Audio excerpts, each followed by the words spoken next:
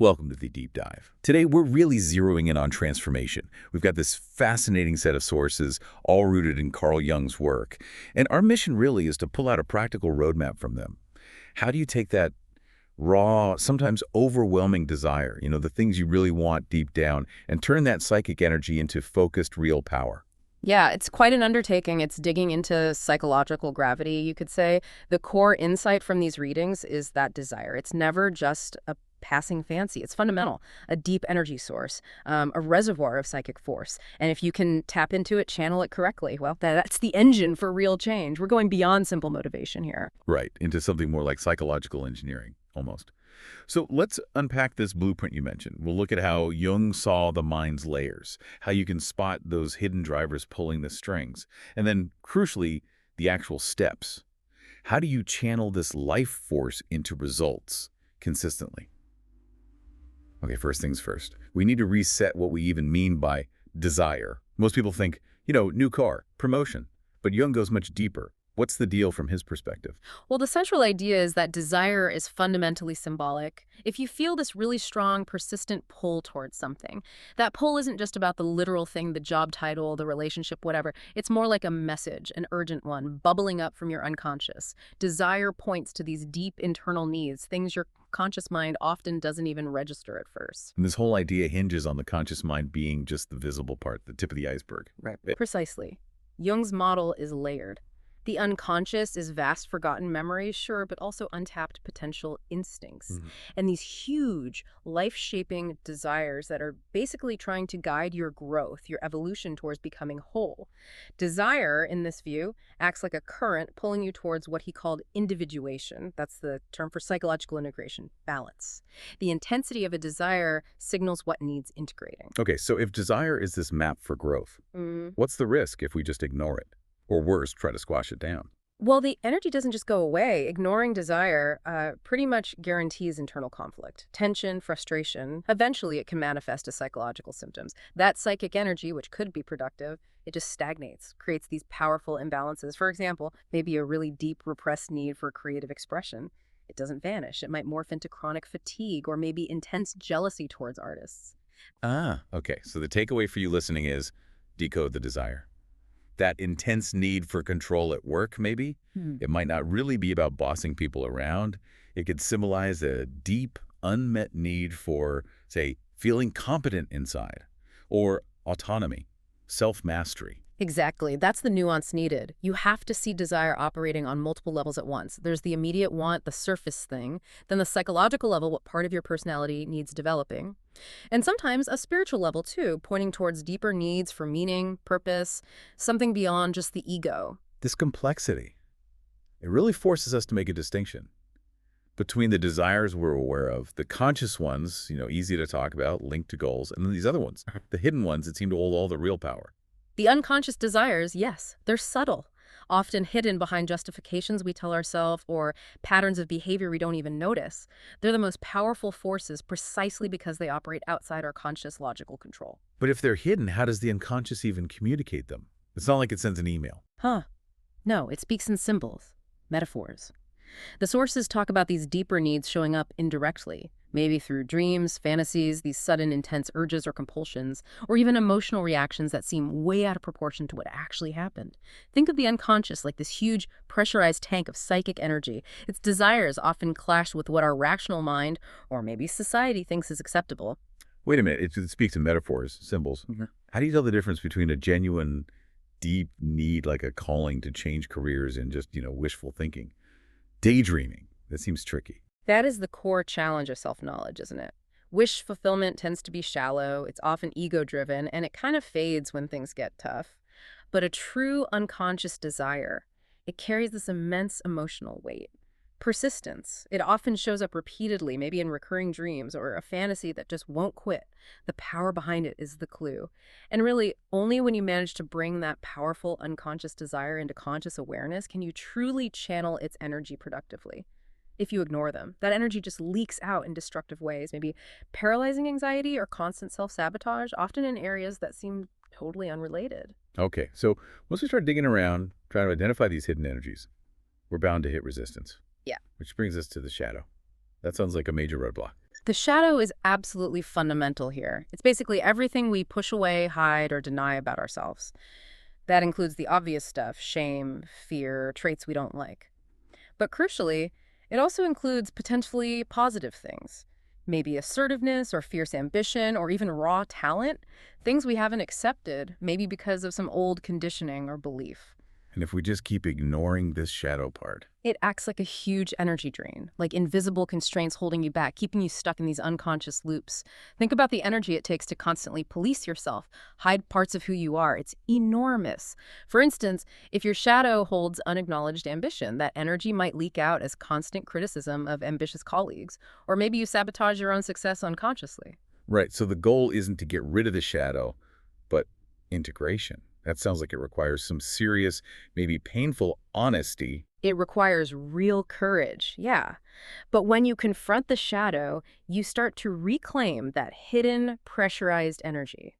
Integration doesn't mean acting out every negative impulse, not at all. It means acknowledging it, understanding it, and then consciously deciding how to channel its energy constructively. So, unacknowledged insecurity, once faced, can become solid self-awareness, repressed anger. That can be transformed into focused determination, real resolve. Integrating the shadow makes you stronger, fundamentally, because you're not fighting this massive internal resistance anymore. Okay, let's pivot to frustration. That often feels like the immediate result when our desires, even integrated ones, bump up against reality. Right, and frustration usually feels like a stop sign, doesn't it? Like, give up now. But Jung's perspective asks us to radically reframe that. Frustration is actually a powerful energy signal. It's the unconscious saying, hey, something about this approach, or maybe even the goal itself, needs adjusting. Now, it's pure momentum in a way. Instead of seeing it as just negative, you need to ask, what specific information is this intense feeling trying to give me about the flaw here? So frustration stops being the enemy and becomes internal fuel. Fuel for innovation, maybe. It's the heat that forces you to change strategy instead of just quitting. Exactly. It's like psychological pressure turning carbon into diamond. It forces you to reevaluate, ditch what's not working, and find truly creative solutions. You're actively transforming that chaotic, negative feeling into directed forward movement. Okay, so now we've identified the raw energy sources, desire itself, the integrated shadow, even the fuel from frustration. The big question is, how do we steer it?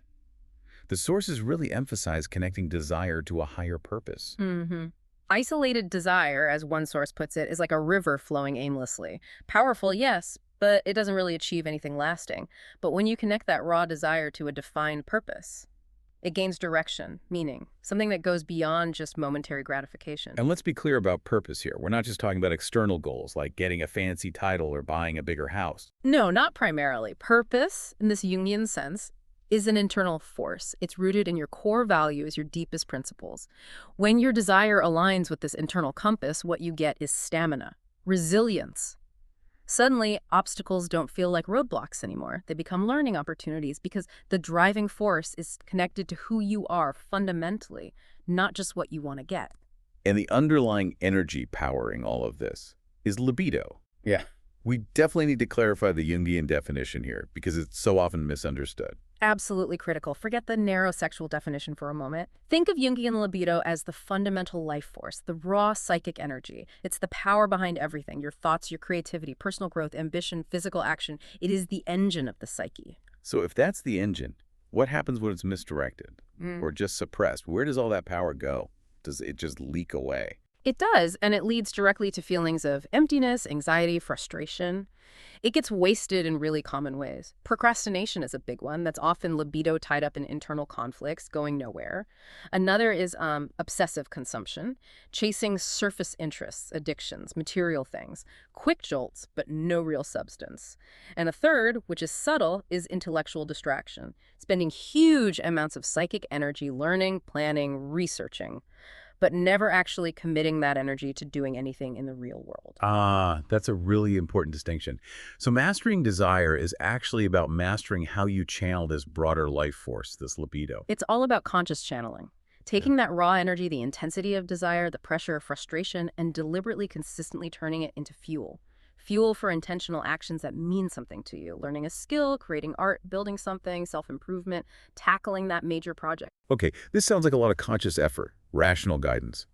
But how do we make sure that guidance actually aligns with those deep unconscious forces we talked about? How do we stop the conscious mind from just overriding what the deeper self really needs or knows? This must be where intuition comes into play. Intuition, exactly.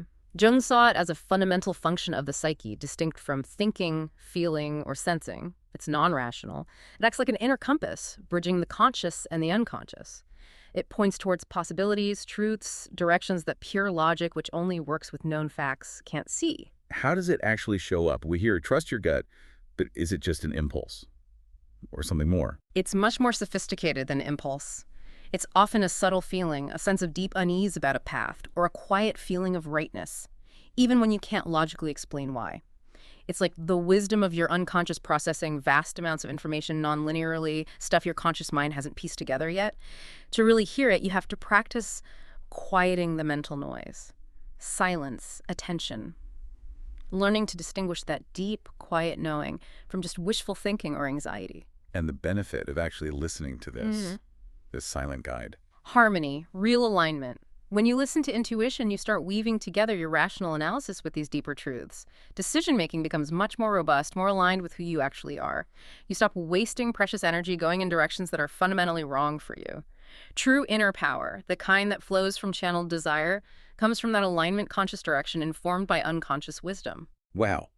This really has been a deep dive into transformation, hasn't it? Desire starts as this maybe chaotic, demanding force, but it becomes structured, conscious power when we understand its layers, find the courage to integrate the shadow, use frustration as fuel, link it all to an internal purpose, and learn to trust that inner guide, our intuition. Exactly. Real freedom, real power. It isn't found by trying to suppress this incredible life force. It's found in the courage to face all of it. The light and the shadow, the logic and the intuition.